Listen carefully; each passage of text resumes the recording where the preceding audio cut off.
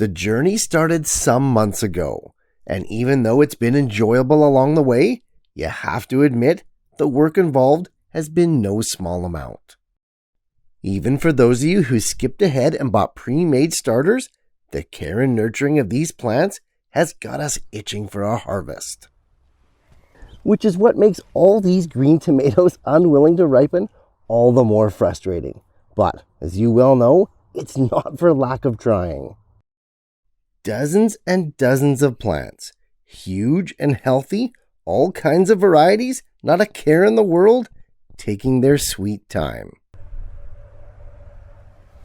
Now, whether they're taking too much time is up for debate, but what's not debatable is our growing impatience at finally getting to enjoy this year's tomato harvest. Woohoo! So today, I got 5 tips to help you ripen your tomatoes on the vine faster so that you can finally enjoy the fruits of your labor. Look, it's tough, I know, but we'll get there and it'll have been worth the wait. Time is a funny thing. On the one hand, we want to speed things up to ripen our crops faster so that we can enjoy them. But on the other hand, with a finite summer, we want all the warm sunny days that we can get so that the fruit even has a chance to ripen in the first place.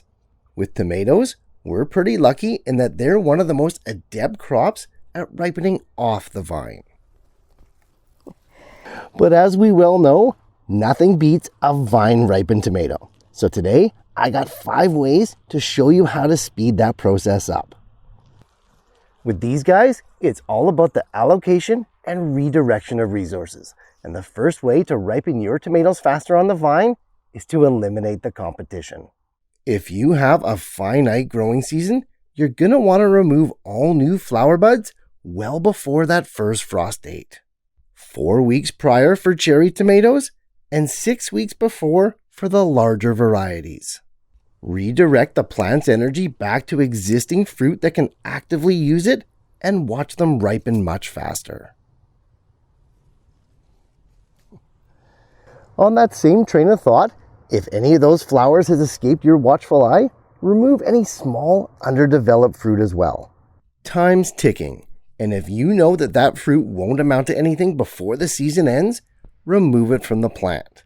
It's just dead weight, munching on valuable resources that are better spent elsewhere. Okay, one really effective way to jumpstart the ripening process in tomatoes, especially those stubborn green ones, is to induce some stress. And the best way to do this, surprisingly, is drought. But it does make sense. When tomato plants sense that survival is on the line, they'll quickly send resources to their fruit to speed up that maturation process and ultimately get those seeds. Intentionally holding back moisture is a known growing technique, even among some commercial farmers. It also has the added benefit of concentrating and improving flavor. It really does seem like a win-win, but we have to be careful with it. If the fruit hasn't fully formed, reached its full size, you run the risk of directly causing the dreaded blossom end rot. This unsightly condition is the rotting out of the fruit ends, rendering that part of it inedible. Lack of calcium in the tomato fruit cell walls usually caused by intermittent drought.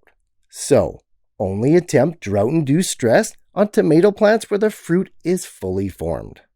No exceptions.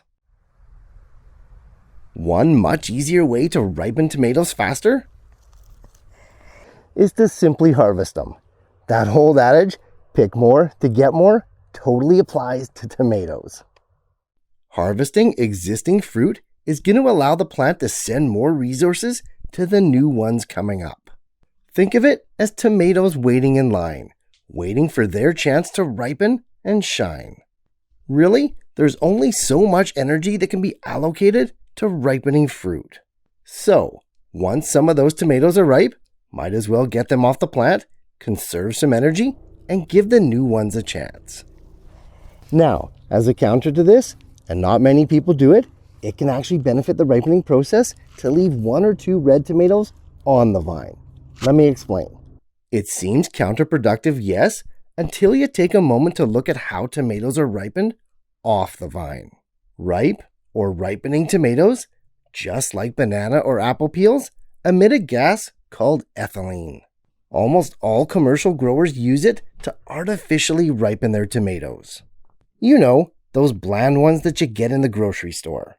But, amazingly, the fruit itself also emits this gas.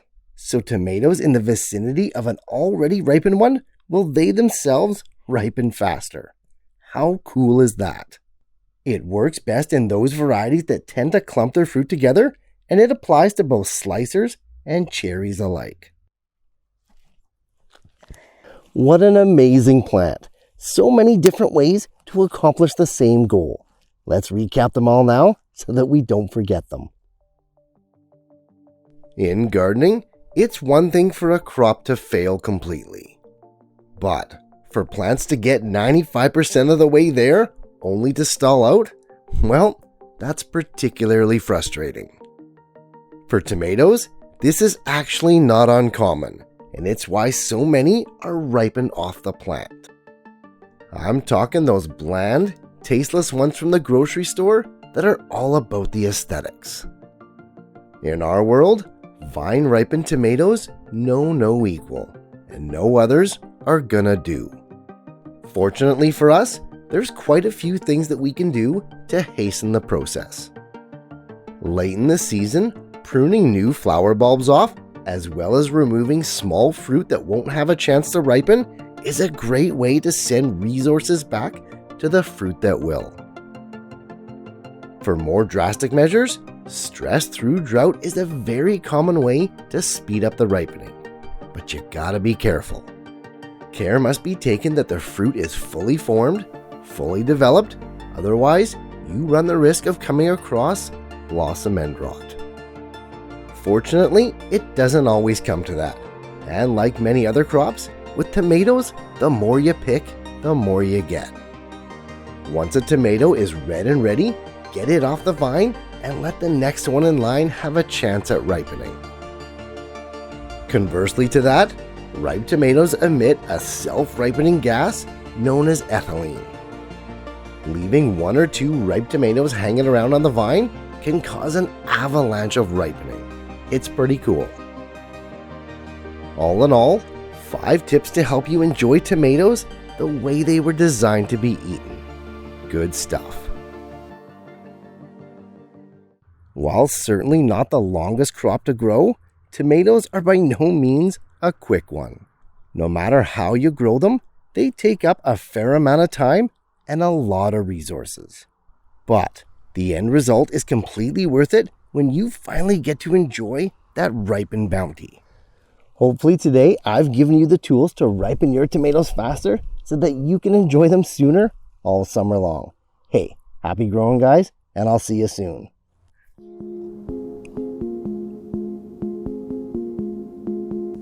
Hey, thanks so much for watching guys. I appreciate the support more than you know. And if you're getting value from these videos, please like and share them to spread the word and help your fellow gardener to grow better.